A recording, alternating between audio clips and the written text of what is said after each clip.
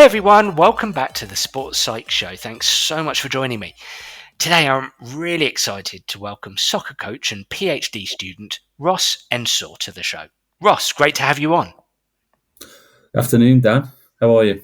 Yeah, I'm really good. It's great to meet you and it's really exciting to have you on. We're going to be talking all things soccer coaching, football coaching, and games-based approaches to coaching. So really excited to speak with you about all of that. But as always, before we get started, if you don't mind introducing yourself to the Sports Psych Show audience, that would be great.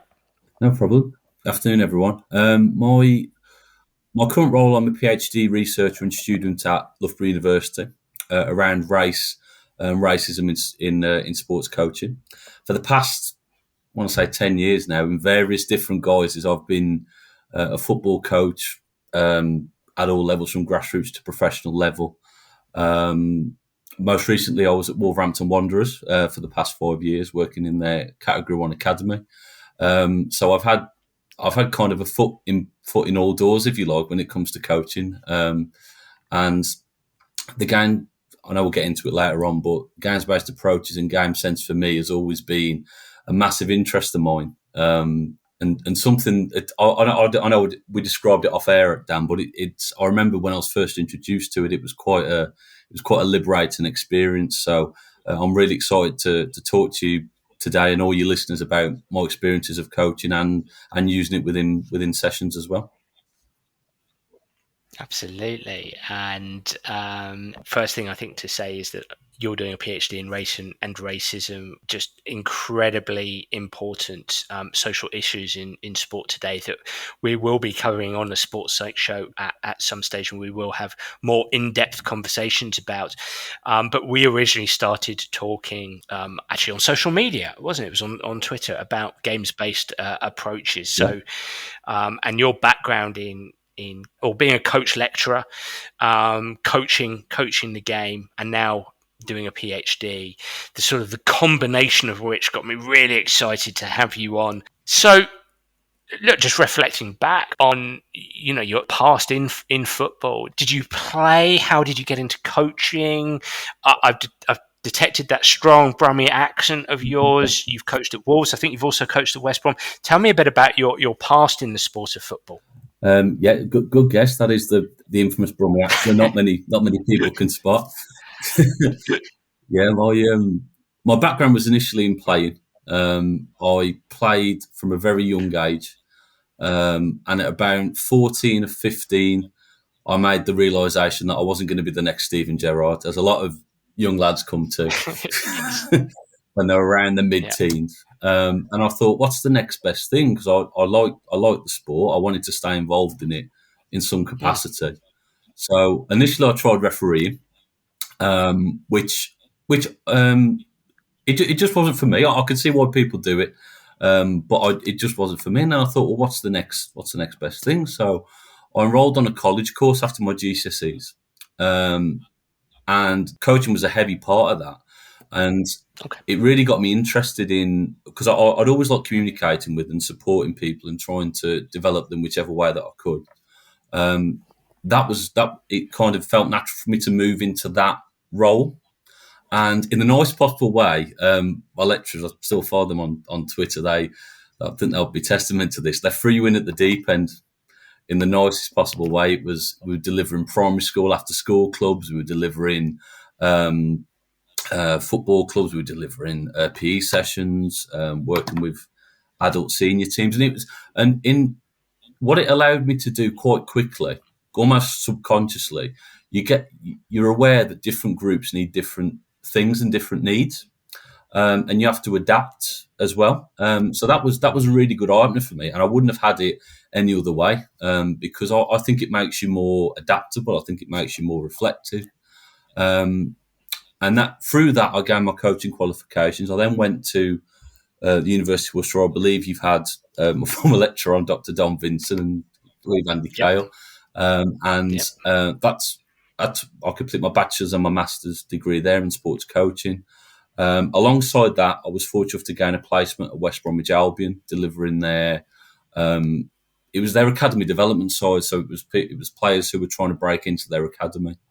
And I was there for around 2 years across a few different age groups. And in 2016, I gained a position at Wolves, where I was for 5 years, and I worked in the pre-academy, the development centre, and the foundation phase as well.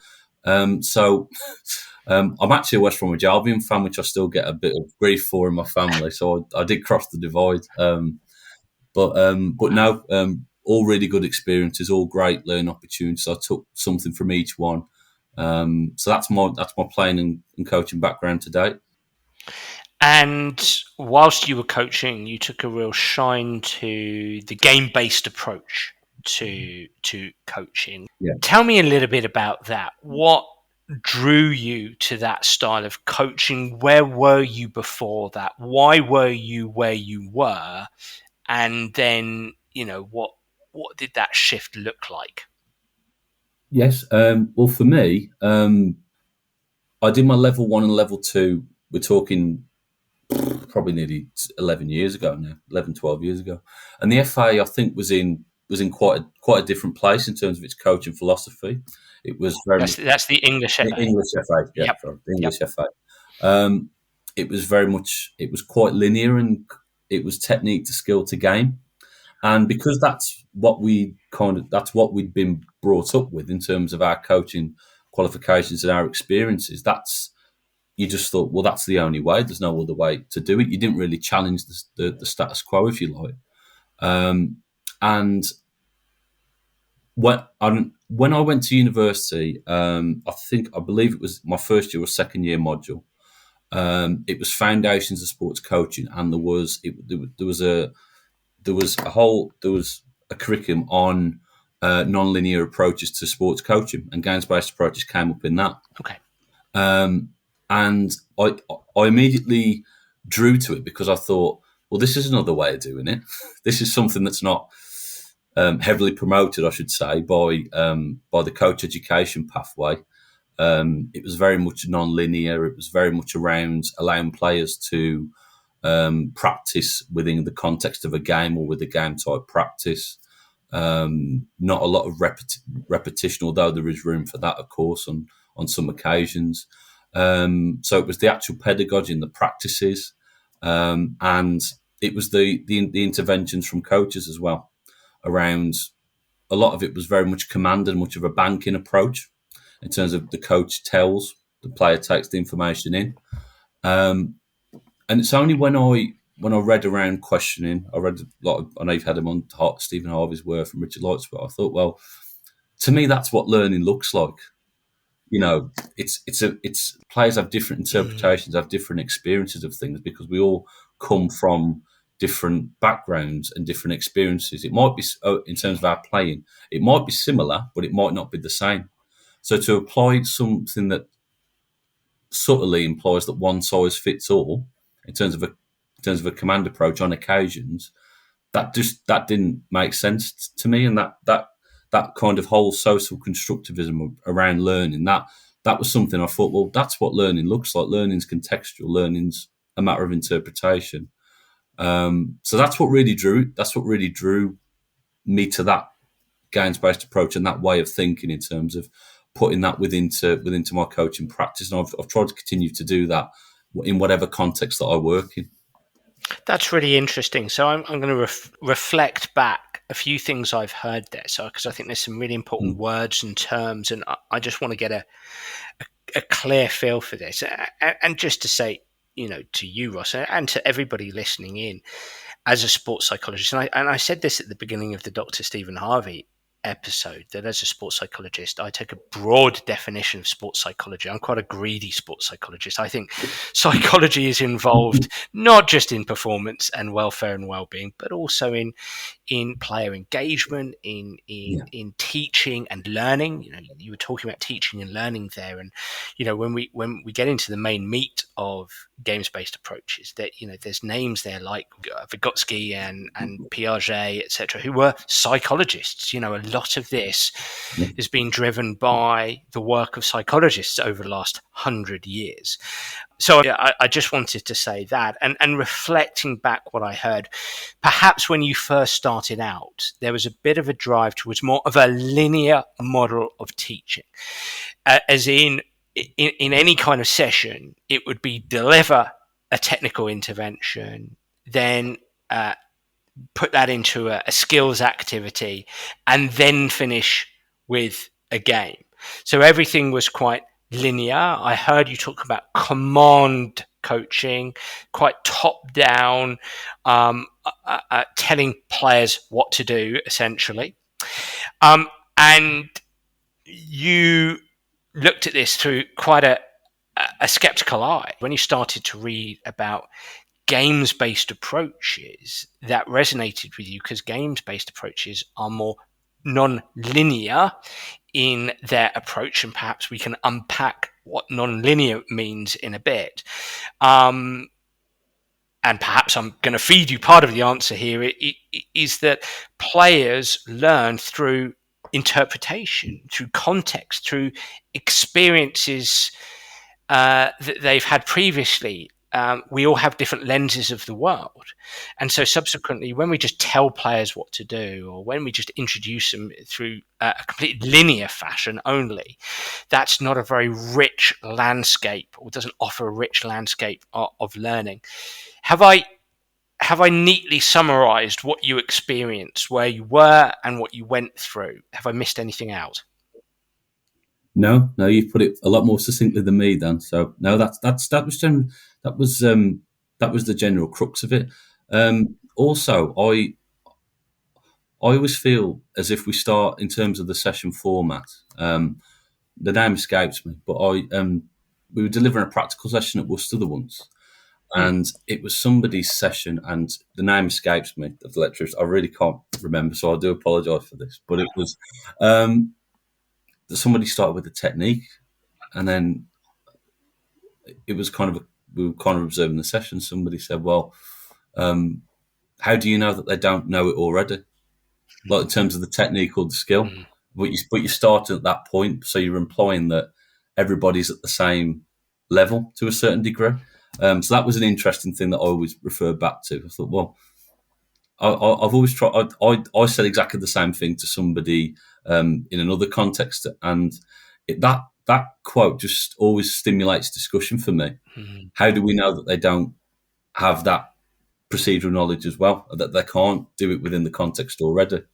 So just an observation there that I've just came to me. No, I love it, and it just suggests to me how to. I mean, I came from a golf background and a golf coaching background where I've got one person in front of me. Okay, I did group coaching, granted, but you're group coaching individuals, but it just demonstrates the challenge every coach of a team invasion sport, a team sport, has at the beginning of a season, at the beginning of a session, at the beginning of an activity, is players have history. Players arrive at the session, walk into an activity with different lenses and different histories and different abilities, don't they? I mean, that's challenging. That's tough. Absolutely, it is. It's players aren't a blank page, are they? No. Players have got a lot of messages and a lot of things that are a makeup of their experiences. I remember a player that was at a club that I was at, and he just never used to pass the ball at all. And he just wouldn't even pass, even when he's out wide and somebody's absolutely free on goal or marked, he wouldn't pass the ball. And people say, "Oh, he doesn't know when to pass or when to dribble." And I thought, there's got to be more to it than that. So I spoke to the parents and I said, "Look, he never looks past ball." And what we'd found out was he'd just been told to dribble. He'd just done dribbling practices.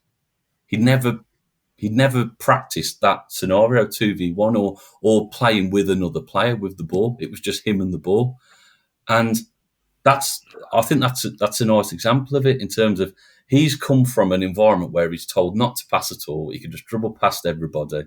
He's never practiced working with other players, 2v1s or anything, or any kind of scenario like that. But we're judging him without knowing his background and his experiences, if you know what I mean. So So that's kind of, I always think about that, because he's a product of that environment. He's putting it into this one, which is completely different. And that's his page, that's his script.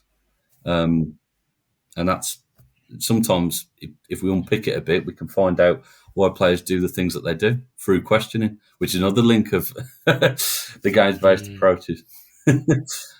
Being a person detective, a player detective as a coach. That's a good term. Yeah. Well, I heard someone once say that coaching is an anthropological and ethnographical discipline, which is eloquent but posh for be a person detective, right? It's Yes. or a posh way of saying get to know your players, know your Yes, players, right? absolutely. Which is the locker room talk for it. So important. Well, it is. I mean, if you, no players have had the same experience, have they? They might have had some that are very similar. No. But I suppose you know from a psychologist's point of view that some respond in different ways to different things. Some might need an arm around the shoulder. Some you might need to be a bit more forceful with on occasions, depending on which level that you're working at, obviously. Yeah. But yeah, absolutely, couldn't agree more. So we're starting this journey with an open mind, and we're being people detectives, and we understand that people learn. I mean, this is a thing here that people learn through interpretation, through experience, through context. And look, I mean, we first started speaking around an article that you've written, and everybody's up online, and everybody can go and read this. And it's a wonderful short article, succinct but packed full of information. And it's entitled "Implementing a Game Sense Approach with Young Academy Football Players in England." Now, people will recognize that term game sense approach, because when we're talking about games-based approaches or game-informed approaches, there are, and we unpacked this with Dr. Stephen Harvey a few weeks ago, there are numerous game-based approaches. With Stephen, we talked about teaching games for understanding. Now, this article is about a game sense approach. So, look, do you want to talk to us a little bit about a game sense approach? Why did you choose this one to write about, and I'm assuming use as an underpinning theory and set of principles for your coaching? So for me, there's four. I know Light refers to these four principles across games-based approaches, but it's nice to use it within game sense as well. Yeah. You've got design a representative learning environment. So the practices and the pedagogy that we use, it has to be an authentic experience for the player. So you think when you learn anything, you try and learn how, where, when, and why you do something, because those are the golden pillars of. Because then if you know how to do it and you know where and when, you can then make decisions on using it within the required context. What you sometimes get from isolated technical approaches, I've found, is they learn the how to do it, but they learn the where, the when, and the why, which you could argue underpins the skill in quotation marks, or the action within the game. So designing practices so it could be challenges within a game. It could be games like practices such as 2v1 practices.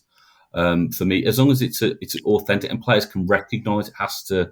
For me, a key underpinning. I used to get a lot of stick for this, but it was for me. If it doesn't look like a pitch or doesn't look like the context or the scenario, even the location of it, can the player really reflect on how they can use it? So that was the first underpinning pillar. So pausing there, what I hear you say is that games-based approaches, we spoke to Stephen Harvey about teaching games for understanding. There's a whole multitude of games-based approaches. Absolutely. You're focused on game sense, and you've referred to Light as in, and this is Professor Richard Light, who actually works quite closely with Stephen Harvey, who's a prominent academic in this area. And I believe you've drawn from papers of his where he refers to four key features of a game sense approach to coaching. And this number one is designing a representative learning environment. You're basically saying if it doesn't look like football, or if you're a basketball coach, if Yeah. it doesn't look like basketball, if you're a baseball coach, if it doesn't look like baseball, then you are you throw at that an air of skepticism as to whether a player can make sense of it in their own mind, can make sense of the activity, whether it's worth doing this activity in the first place. Yes, we know from working within coaching, everything has got a time and everything's got a place. And but for me, I always come back to conversations that we had at clubs that I've worked at, where it's we can do it in training, but he can't do it in a game. And you think, well, does the training environment supplement him or her to make that decision and make that link between, if transfer is the right word, or recognition? I would like to use, can they recognise where, when, and why they'd use something? For me, I'd argue that if they can't, then does the training environment replicate the game enough for them to make that link? Where do you see, and I love what you said there, that word recognise. Can they recognise, can their brains recognise where, when, and why? And rather than just learning the how. Where have you seen this? Where have you seen this be maladaptive in coaching? Where is it just that sometimes it's just too stripped back? That there's just there's an activity and it's just a passing activity, and that passing. The work on passing can be done within a game. Is that kind of what you're saying here? That there's no reason to strip back all the information? Yes, absolutely. For me, it's if you strip it back too much, then yes, they perform the technique, but they call it, I'm going to use a posh term here, and a posh academic term, Cartesian dualism, where it's a separation of the mind and the body. So yes, the body's practicing the technique, but is the mind engaged, or is it just you think, for example, a passing pattern? Yes, if it's a simple one, I'm working left foot, right foot. You put me in a game, can I do it in a game? Probably not. And there's different things you can do. You can be quite creative with it, I've found. So, for example, if you start with a normal game dimension, if players are struggling, and you can increase the dimensions and then bring it back in again, so they get used to success. Different modifications for me, and there is and you can do it within a game or a game type practice. That's what I always think. The danger of stripping it back too much is that the player, for me, struggles to recognise where to do it. And I've seen it firsthand with some players where they've just done isolated technical practices, and then it's been stripped back so much. And yes, they can bang the left foot and the right foot against a wall with the football, and they can hit an area. But you put them in a game, and they can't do it because it's not. Like refers, and again, do refers to it as the thinking body. So the mind and the body engaged with practice and engage within the context, it's that learning that takes place. And I think, again, if you strip it back too much, I just don't think you get that. The thinking body. So I'm a coach. I'm thinking about this as a coach. I'm picturing this, and it's okay, great. Players think with their body. I don't want to separate mind and body. I don't just want to give players a basic passing activity to train their ability to get the technique right in that stripped back environment. Just train their body. I want to recognize that I want to develop a thinking body, mind and body together. I'm hearing you correctly there? Yes. If you think the mind dictates what the body does, but the body's in the context. So to kind of take away the mind and all decision making elements from it, or all problem solving elements from it,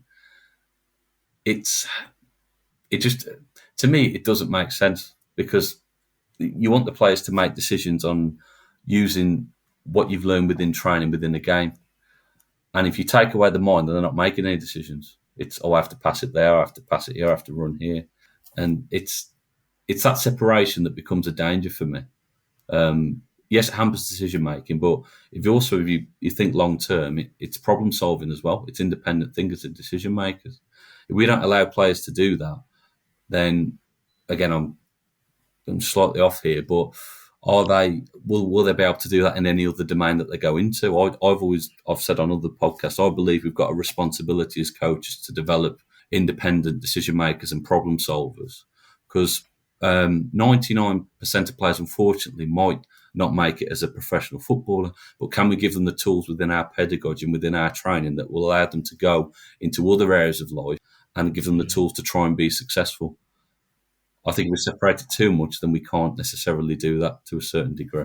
And I think the 99% figure is probably conservative, right? It's probably 99.999%. Interesting stuff.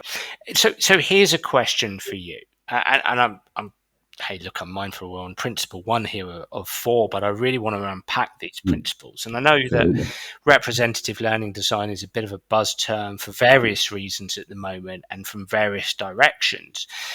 Do you feel as a practitioner, as a coach, that there can be a time to strip back?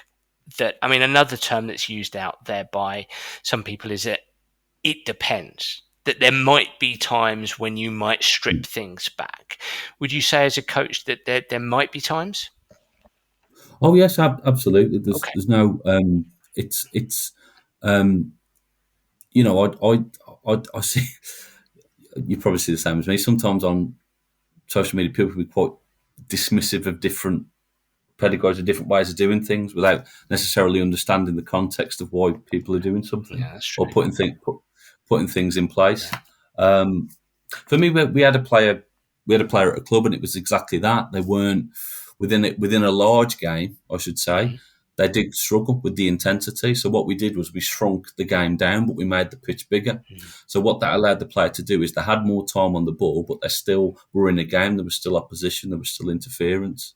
And the player adapted quite quickly. So we stripped it back in a sense of, we stripped back the chaos and the interference of a full game, but we made it a smaller game for the players that needed it, and we made the pitch bigger. Mm. So it was still a game. It still felt authentic, but we stripped it back in terms of numbers, but we increased the dimensions.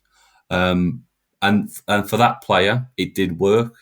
They did become more comfortable on the ball. They did react, and they did improve, and we could put them, as we went on, we could put them in a larger game again. I'm not saying there's never a time for isolated technical training at all. Some players will need that. They'll need to be taken out of the chaos on occasions, I'd imagine. But as quickly as possible, can we try and get them back into something that looks like a game? So let me ask that, because having been blessed with the opportunity to stand by pitch side, and obviously we're talking soccer, football here, but I would imagine people listening in who coach other sports can compare this to their sports. I've seen, let's say, a lot of strikers who will say, who will end the session with taking some shots, or who will say they find it really useful to spend a period of time with just a goalkeeper there and no defenders, or maybe even not a goalkeeper there. What's your thoughts on that? I think I've always been of the mind, probably too much sometimes, that whatever makes players comfortable and feel better within their own skin in terms of their preparation and what they want to do within their position, whether it's something that they set up themselves or whether it's something that, well, predominantly they set it up themselves. I'm all for that. If a striker wants to go and take 50 shots with no goalkeeper, put some hoops in the goal, absolutely fine. If it makes them feel better, we absolutely no problem. For me, there's no problem with that. It's your psychologist, you'll know better than me. I had a player at a club that once we've done games based approach within a session sometimes, and he wants to go and do some one to ones where it's more like a game where he's got to shoot within 3 seconds, but there's not a lot of interference there, but there is a time condition on it, which makes it more like a game. I'm not against it at all. Some players, you'll know, you've worked at the elite level. Some players, they'll need that to make them improve the confidence. So, yeah, no problem for me. Yeah, there appears to be relationship with confidence there. Would you, as a coach, enter into a conversation with that player, those players, about the value of what you're doing, of what they're doing, if you're looking from the outside in and you're thinking, ooh, that's as far from representative as you can possibly get. I feel I can add some value here as a coach by helping them have more representation. Would you initiate that conversation or not so much? Well, for me, we had the scenario like that at the club I was at, Tell me. where Yeah. players were taking shots at a goal, and um, as all players want to do, doesn't matter what age. Yes. And they were shooting, and they were taking 5-6 touches, and it was around the mannequin, and it was they were shooting, but it wasn't really to a game. So for me, with that scenario, I thought, well, I can go and say, you must do this in 3 seconds. You must do it. But I thought, I'm not going to sell it that way because that's their time. So what I did was I got my iPad out and I said, did you see this goal from Suarez the weekend? Did you see this goal? And I was showing them. Yeah. And I said, look how quick he shoots. And they were going, I said, let's count. 1, 2, 3. And the next one, 1, 2, 3. And the next one, 1, 2, 3. I said, so he's the best striker in the world. This was a few years ago, but Suarez is still my favourite striker. Yeah. No apologies there. And they said, yeah, we should try that. We should try shooting within 3 seconds. I said, how many touches did he take as well? Should we have a look how many touches he took as well? Oh, it's 1, 2 touch, 1, 2 touch. Oh, we should try that. Let's do that. We want to be like Suarez. And then the final bit was, what areas is he hitting on the goal? I said, that's unstoppable. The goalkeeper's not going to say that. What I was saying was, he's hitting it in the corners. And they're going, we hit it in the corners. Unfortunately enough, we had hoops. So they tied some hoops to the goal. So just by selling it to them and showing them a professional player, so you've got the condition of, loose phone, of they're shooting in 3 seconds, they're shooting 1, 2 touches, and they're aiming for the corners. So it's more representative of what a game is. And that was just showing some players on an iPad. So I do think sometimes, Dan, it's how you sell it to the players. You can be you can be an enforcer, but is that the best way of doing it? Sometimes, can you do, because that was kind of that there was two or three lads with me. We kind of co-constructed a practice in a sense of just by watching a professional player, and it was mutually decided and there was that mutual engagement there, which I always think back. If I'd have gone in and said, "Oh, you've got to do it within 3 seconds," I don't think we'd have got the same response. Really, really interesting. What I heard there is you're putting a condition within their game, or you're suggesting a condition.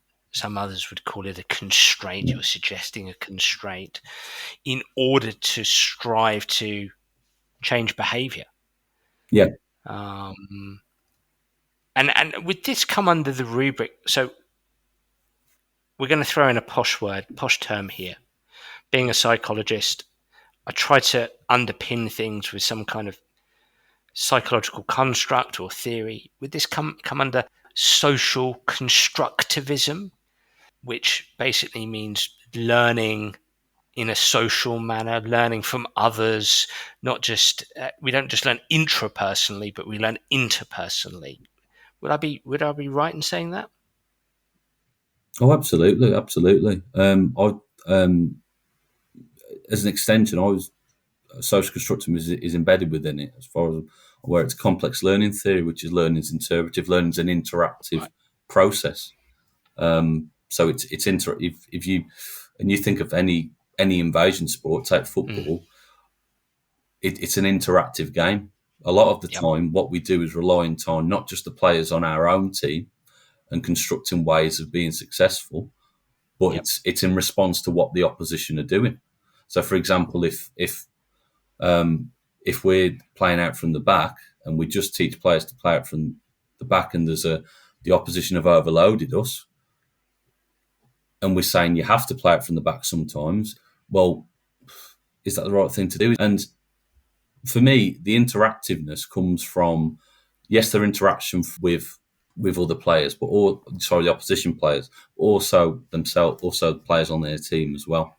Because we're not playing on our own. I know, I know some, I know some practices facilitate that sometimes, but we're reliant on what our mates doing and what the other team are doing. A lot of the time in football, they dictate the decisions that we make. Gotcha.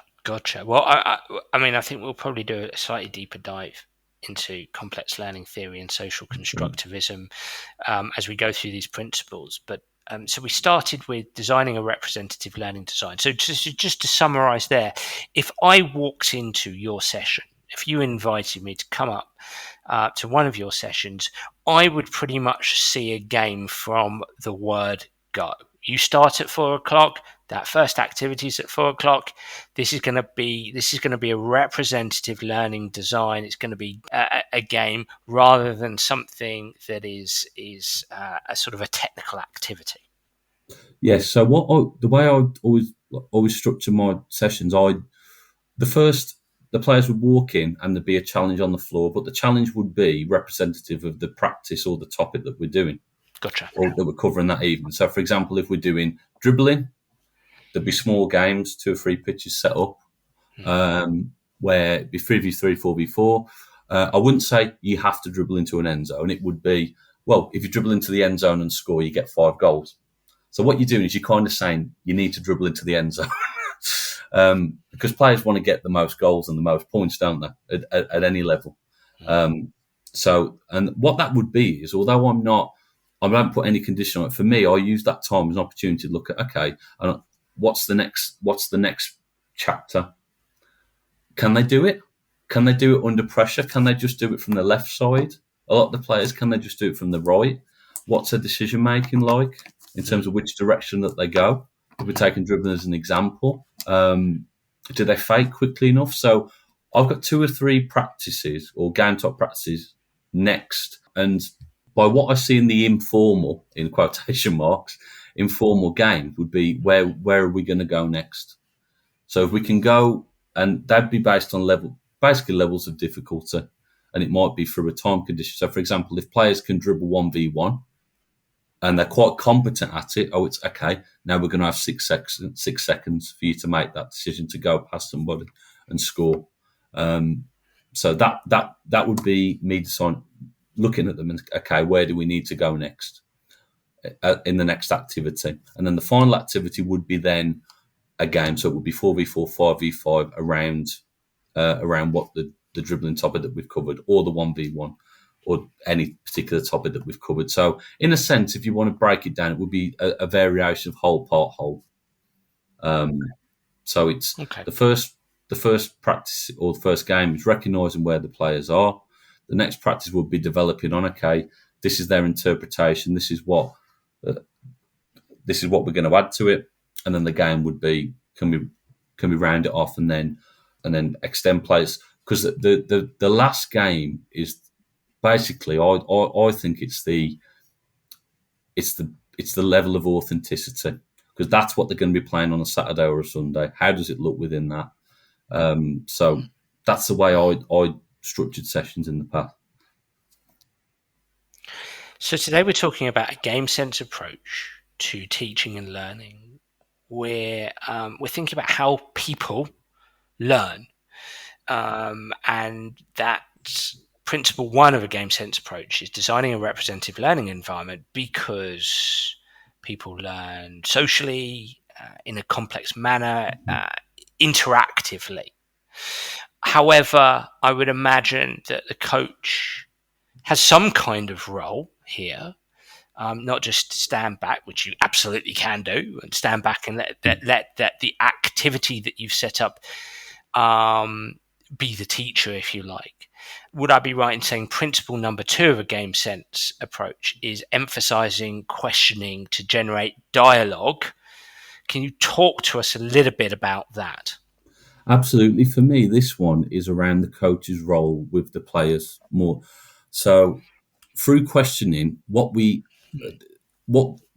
as I'll go back to the command approach actually at the start. That what we're Yeah. implying there is we're implying that the players have got little to no understanding of what they're doing to a certain degree.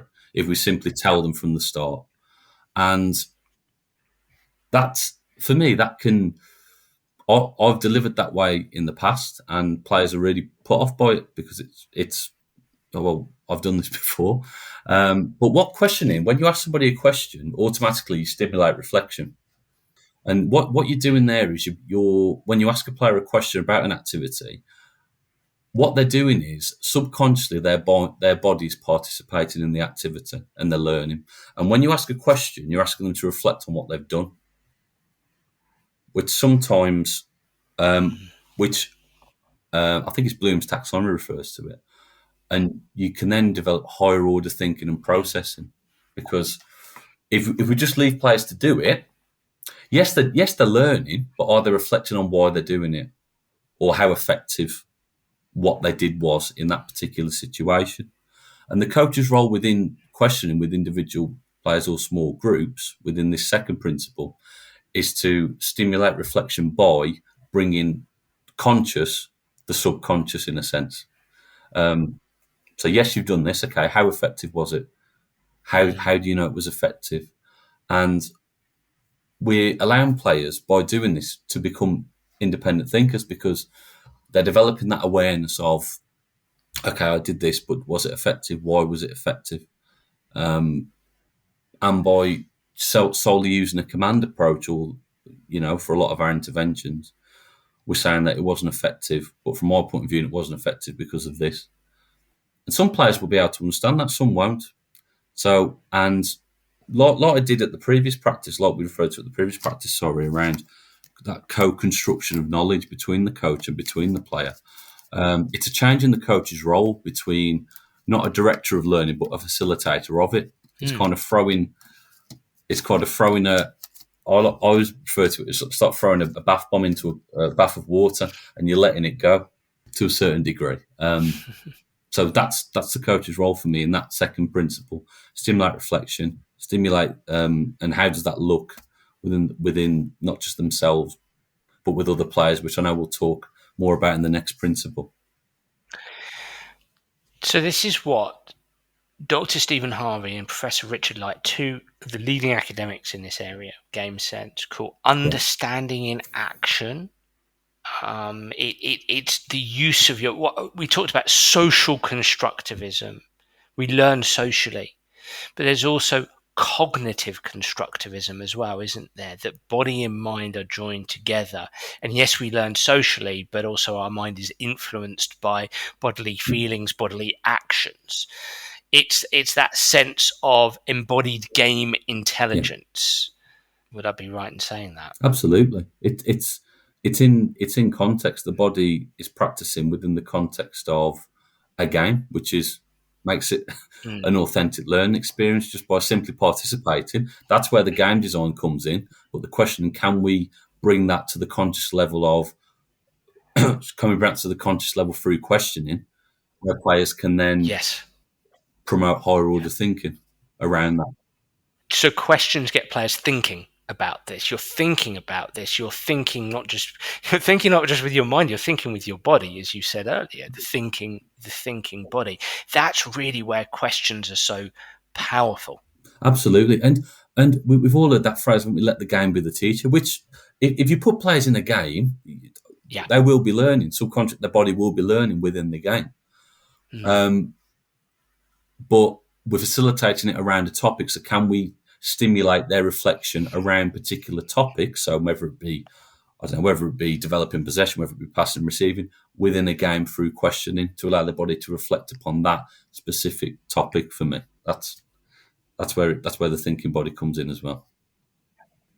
As a coach, when you're thinking about the activities in your sessions and you're thinking about that representative learning design, are you thinking about your coach behaviors? Are you thinking about what kind of questions you can ask players in order for them to experience that thinking body?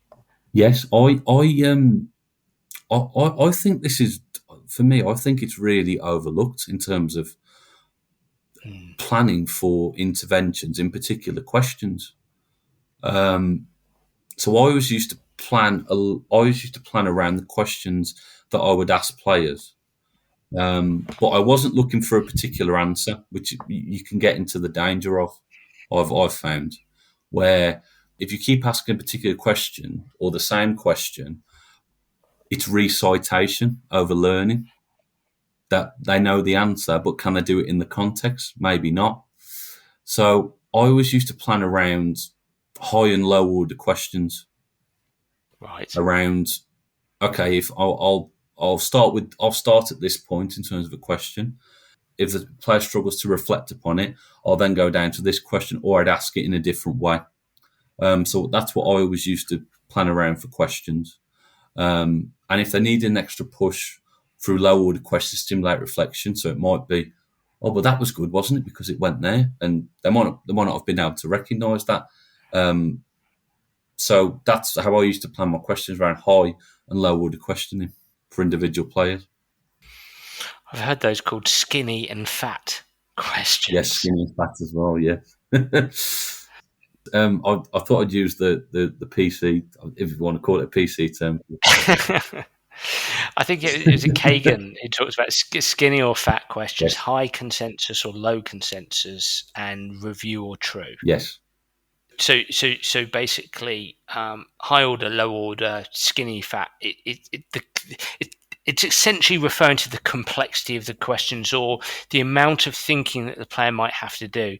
Like low order or skinny would be yes or no. Fat and high order is okay. Yeah. I've really got to think about this.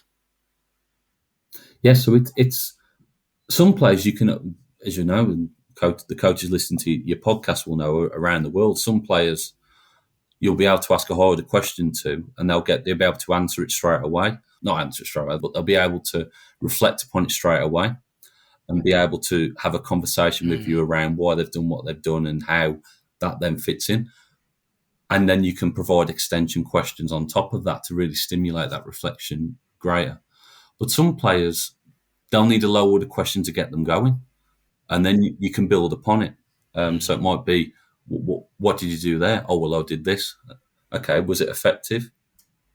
Yes, because and then how was it effective? So players might need to start at different points in terms of questions, but that's okay. That's okay.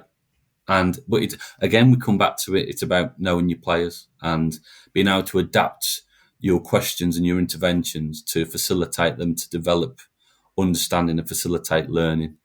The danger is when you just apply questions and you keep asking the same question, it might be a high order question. The player might not be able to answer it, or they might not be able to have that reflective conversation yet. So, it's careful consideration, careful planning around the questions that you use. Again, I'm sitting here and talking with you, and it's fascinating stuff. And you're a student of this. You're a coach. You're putting this into practice as often as you can. But what does this look like? I mean, I'm thinking you've talked about a danger there. Surely a danger. I mean, is this done on the run?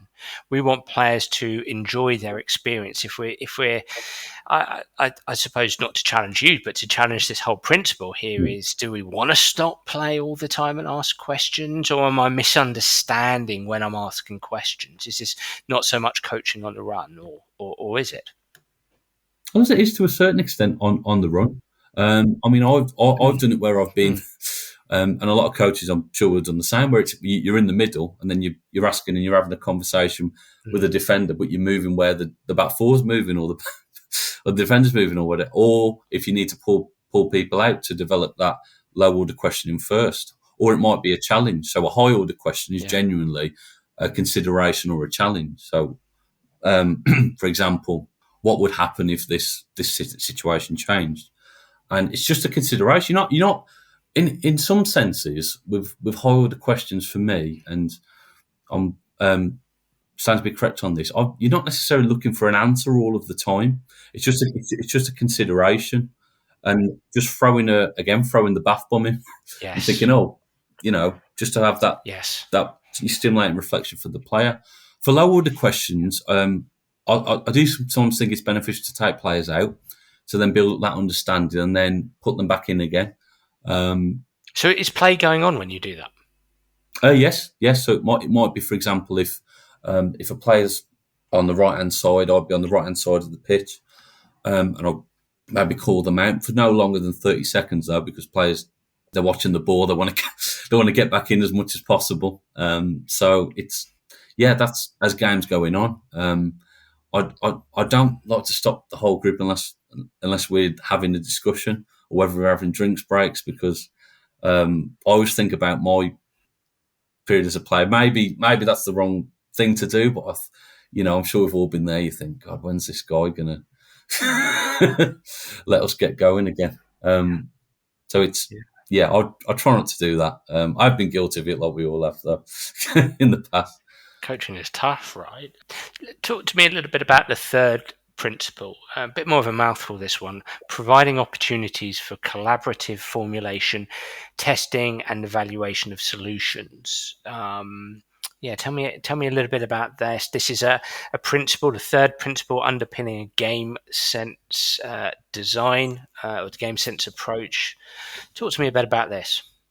So what the questioning for me, or my understanding, has always been with one or two individuals, but providing opportunities, the third principle for collaborative evaluation, formulation of ideas, is around the players' discussion as a team.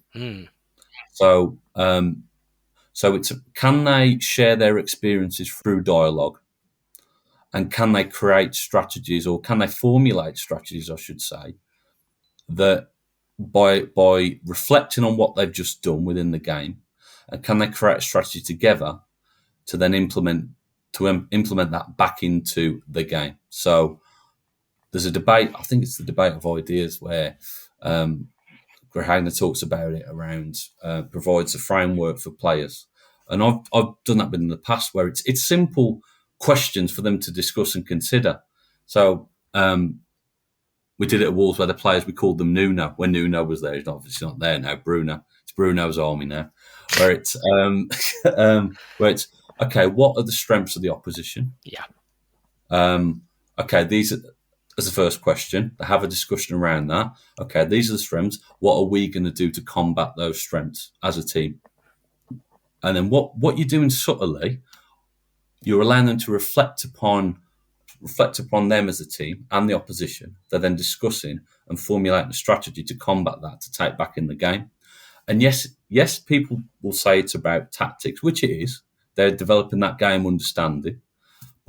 And that might be, or they might change the formation. They might put certain players in certain positions as examples. But what you're also doing, subtly, you're allowing them to feel comfortable and confident in sharing ideas and sharing their own experiences within the game interactively. And they're having a conversation. Again, I know we'll come back to complex learning theory, but they're socially interacting to formulate a strategy to put back in the game. So that's a nice framework to use for the debate of ideas for your listeners. I know you've got the links, Dan, but that's quite a nice framework to use to allow them to reflect upon the game themselves. And a danger for coaches is to just walk around and be on the outskirts and throw questions in. I'd encourage you to let them formulate as much as you can, because we're also within this. I always bang on about this. We teach them life skills. We teach them compromise. We teach them listening skills. Also, you listen and creating empathy with each other's experiences. Mm-hmm. So I had one that once somebody said, well, there's a defender at the back and they had a quick forward, and he said, and he was only 10 or 11. He said, I'm really struggling with this forward. He's very quick. I'm not very quick. So he's been honest about it. He shared it with his teammates, and they said, oh, well, we'll move the striker who was quick. We'll put the striker in defence. And it worked really well. But it's only through that that collaboration as a team, that they came up with that particular strategy or that particular modification to the game. If I'd have been there, it's me, obviously, coach on the tactics board. They might not have opened up to me or another adult figure, but they're playing with the mates that they've opened up to the friends. So it's a nice way of doing it, I think. I think it's fascinating, this, because as you're speaking, I'm thinking of what I call the three ships: leadership, teamship, and relationship. So it's aiding those. Yeah. And if you mentioned, and if we think about complex learning theory, which conceptualizes learning as an interactive and interpretive process, I could think of another I here that you're alluding to, and that's integration. The integration piece between, or integrating mindset with tech, tac, and physical, affording that, in this instance, that child the opportunity to actually express vulnerability for others to support from a teamship and a leadership perspective, is really, really powerful. Coaches, I think, sometimes scratch their head, and I understand why. Well, how do I integrate psychosocial, biopsychosocial piece into what I'm doing? Well, you're doing it here in principle 3 of the game sense approach. I love it. Absolutely. It's and what you there's that element, and it's also game understanding as well, because we know how team talks go sometimes. It's, the coach, I think it's going like this, and my word is gospel, so we're going to change this based on my interpretation of it. But the players, they're in the thick of it. They understand what's going on. My interpretation, it might be right, it might be wrong. But if they can share their ideas of, well, actually, we might think as coaches, their midfield is a problem. But they're in the middle of it, and they might say, well, actually, it's not. That we feel like we're coping quite well with this. And it's sometimes, you talk about vulnerability. I think coaches as well, sometimes I think it's good to show vulnerability sometimes and allow players to have that, be involved in that formulation of ideas and strategies, because we're all in it together. We're all in it. We're all trying to achieve the same thing, and it does. For me, this is a really key one, because you've got the holistic element of it as well. Well, we've just touched upon it there. There's so many different areas where, just by the third principle, that you can facilitate and develop potentially within young players. And I suppose I'm biased being a sports psychologist, but I think affording players the opportunity to experience vulnerability a lot of the time, if not all of the time, in those interactive moments is absolutely crucial. And I think this is where a lot of, if I may say, elite adult sport falls down with its fear around the expression of vulnerability. You've given us an illustration of a 10-year-old child, and in this case, his experience of vulnerability, and actually how that helped his teammates to help him in that moment, and there was learning that went on as a consequence. Well, that child might not have had that learning opportunity had he not been vulnerable, felt he could be vulnerable in that moment. At the highest level of the game, the elite adult level, the professional level, if that's what you want to call it, games are lost, jobs are lost, careers go down the pan because there's no space for vulnerability. And so people keep this kind of thing, players keep this kind of thing bottled up, and they're not given the platform to have these kind of conversations, to strategize together, because everyone's fearful of being open and honest. Absolutely. And if you think about the elite youth sport, particularly, I would argue football and a lot of other sports within this country, doesn't allow room for young people to show vulnerability. They have to be strong a lot of the time. They have to try and be the best that they can all of the time. particularly when they're trying to get into these academies and they don't have that opportunity to show vulnerability. And does that have repercussions further down the line potentially? Really interesting stuff. So we're bringing things together on game sense here, a game sense approach to learning, to teaching and learning. Principle 1, designing a representative learning environment. So making sure that the activities you create are look like the game, as close to the game as is possible. That's not to suggest we can't strip things back. We absolutely can. Of course we can. But it's recognizing that we might want our activities to look like and align with the demands of the game. And then principle 2, here, Ross, is emphasizing questioning to generate dialogue, which is a real coaching skill, asking the right kind of questions, high order, low order questions, which shapes coach behavior as the activity unfolds. And then we had a really interesting conversation there around principle 3, which is providing opportunities for collaborative formulation, testing, and evaluation of solutions, which I'm kind of picturing players getting together in a semicircle between reps, between activities, perhaps at the end, at the end of sessions, and having conversations. And again, it's related to learning is complex. It happens interactively and interpretively. And we certainly want to integrate the mental piece into the tech, tac, and physical piece. The final principle, designing a supportive environment. I mean, in many respects, we've kind of been talking a lot about that, but I'm guessing this is going to get a bit more specific here around supportive environments. Tell me a little bit about that, Ross. For me, in a nutshell, it's creating an environment where players feel comfortable to make mistakes and to try new things. And yes, our behaviours will support that, but also I refer to a lot. Lauren Harvey wrote a paper around positive pedagogy, where it's around the tasks that players are given. They refer to manageability. So, does the player have the capacity to deal with the challenges that are put in front of them? Are they supported by the coach? Is the challenges meaningful? So, if they're just doing isolated technical practices, they might feel, for example, well, I can't really see where this helps me in a game.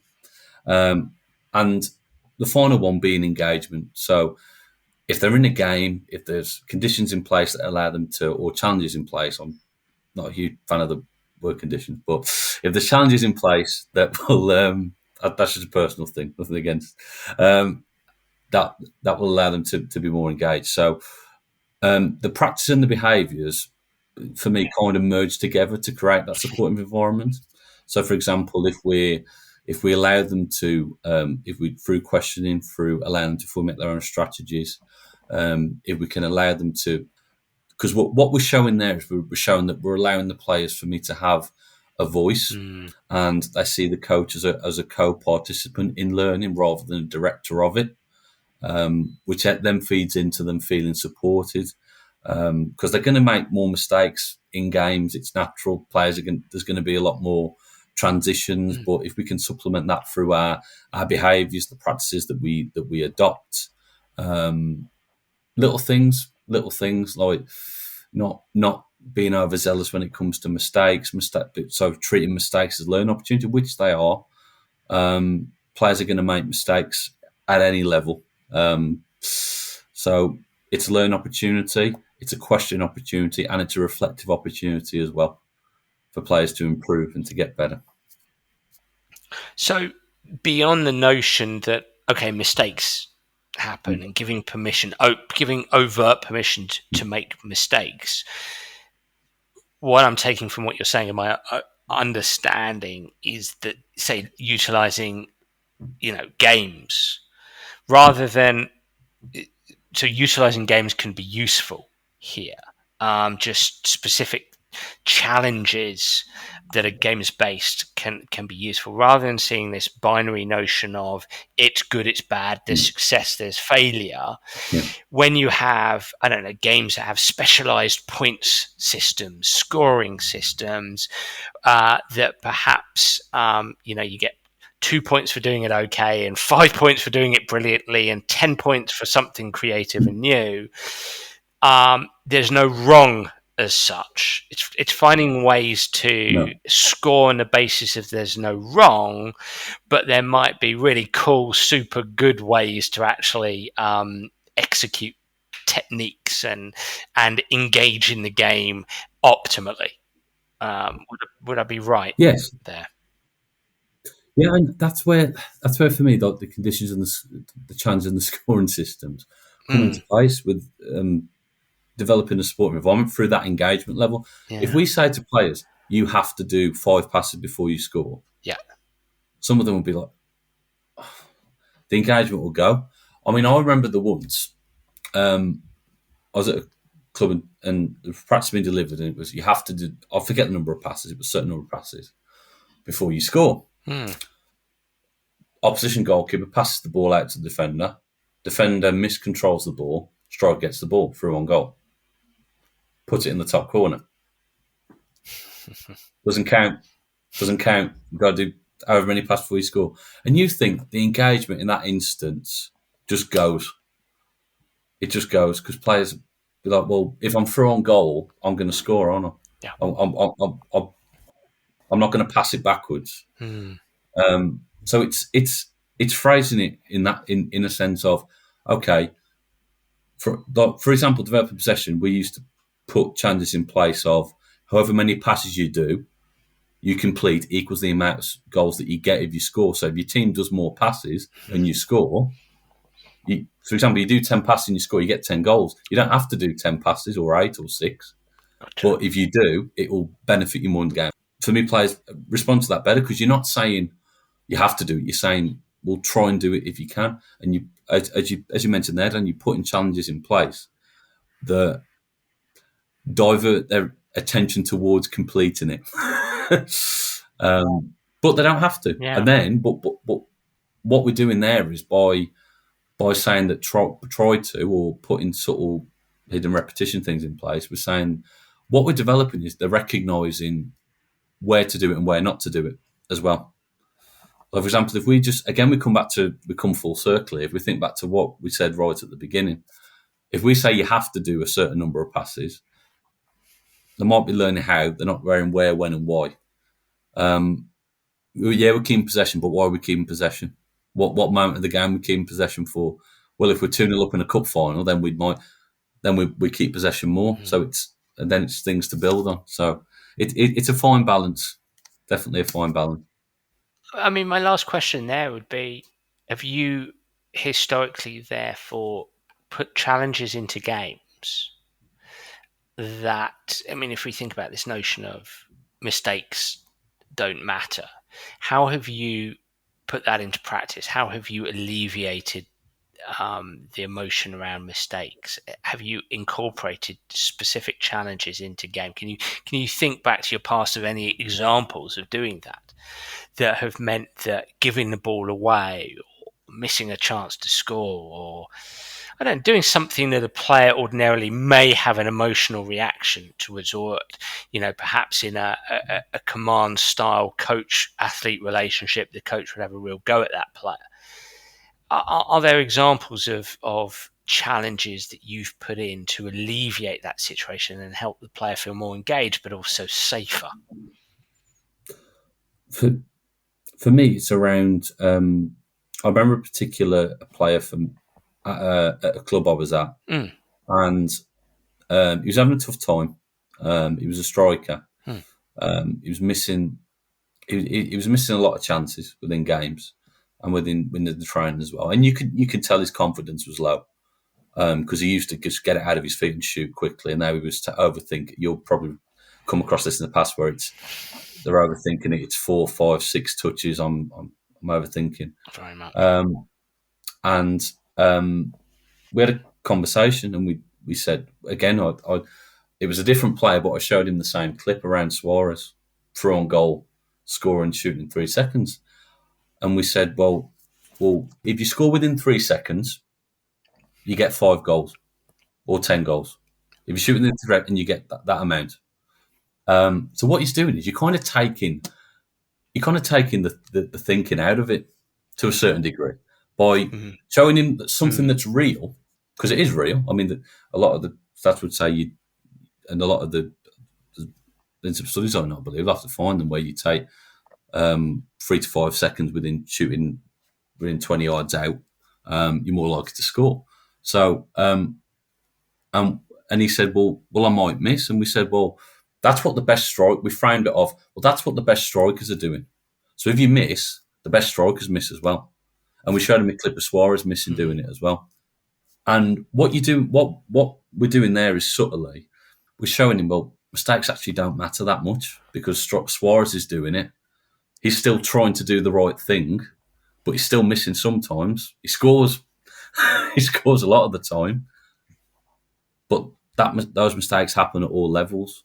I think sometimes that gets lost, particularly within youth football. It's a question of, I mean, that's kind of treated like mini adults sometimes, where mistakes aren't allowed for some reason.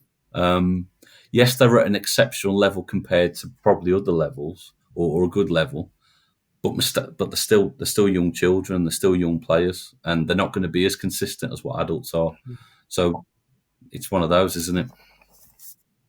Yeah, no, it's interesting. And as you're speaking now, I'm thinking of a game where if if a player gives away a ball, they lose a point, but Yeah. within the game, you can gain back 2 points by showing that you're getting back into position or something like that. I'm sure there's football coaches around the country screaming at me saying that's ridiculous, or there's better ways to do that, or whatever it is. But it's potentially having a scoring system and having mini challenges that, as you said, enable players to understand, well, okay, mistakes happen and we don't want those. However, they're an inevitable part of the game, and there's ways to make up for those, or whatever it might be. Well, there was another example as well, Dan. There was around pressing, around similar example to what you said, where it was player, if you lose the ball and you get it back within 5 seconds and you get a point or a goal. And for young players, you should. Yeah. It's like watching a mini Liverpool or a mini Dortmund. It's a huge Gegen press. I want a goal. If I can get a goal by tackling somebody or getting the ball back quickly, then that's what I'm going to do. And you'd be it's almost, you don't want to say incentivising working hard or incentivising that level of work rate, but you'd be surprised if the challenge is taken away, how many players carry that on, because they still treat it as it's the carrot, isn't it? It's, well, I can't score without the ball. Yeah, you're helping them experience it, and you're providing a greater quality of motivation. It's more interesting to them. There's a healthy reward involved, yes, rather than an unhealthy punishment involved. So I love it. Wow, brilliant! What a fantastic conversation. And you know what? I'm mindful of, we've probably hit the hour and a half mark there. So we've been talking for ages, but I love episodes like this, because as I've said, I am a psychologist, having been a coach who really is passionate that I think psychology, yes, we have some funky terms like social constructivism and cognitive constructivism and complex learning theory, and but psychology has a lot to offer: learning and teaching, engagement alongside of performance, and mental health and well-being. I put the mental health and well-being within the engagement piece. So I just think these conversations are brilliant, and I love talking to coaches and getting from them their ideas and their viewpoints. Coaches who are invested in these slightly more complex theories. So I can't thank you enough, Ross, for coming on and talking to me about this. And I know that you will have tapped the interest of the Sports Psych Show audience. I know there will be many out there who will want to read your article, which I think is on the Teaching Games for Understanding website, actually. But how can people follow you? And if you'd like to be assume you'd like to be found. So how can people follow you? If you'd like to be contacted, how can people get in contact? Well, I'm on Twitter. My Twitter handle is at Ross underscore Ensor. If anyone wants to drop me a message or drop me a follow about this or about the article, I'm more than happy to answer any queries or any questions that people have. I'm on LinkedIn as well as Ross Ensor. If there's anyone it seems like the whole world's on LinkedIn now, doesn't it? So if there's it's everyone on there. But no, thanks for this, Dan. It's been a really enjoyable chat and a really good conversation around all matters coaching, sports psychology, and how things can mutually benefit each other. Brilliant. There's a mutually beneficial relationship definitely to be had. Thank you so much, Ross. I really enjoyed that. And everybody, I really enjoyed that podcast, and I hope you enjoyed it as well. I'd love to hear what you think of the Sports Psych Show, so please do get in touch via Twitter or Facebook or through my website, danabrahams.com, to tell me what you think of the show. And if you do have any suggestions, I'd be delighted to hear them. I'm already looking forward to next week's episode. Bye for now.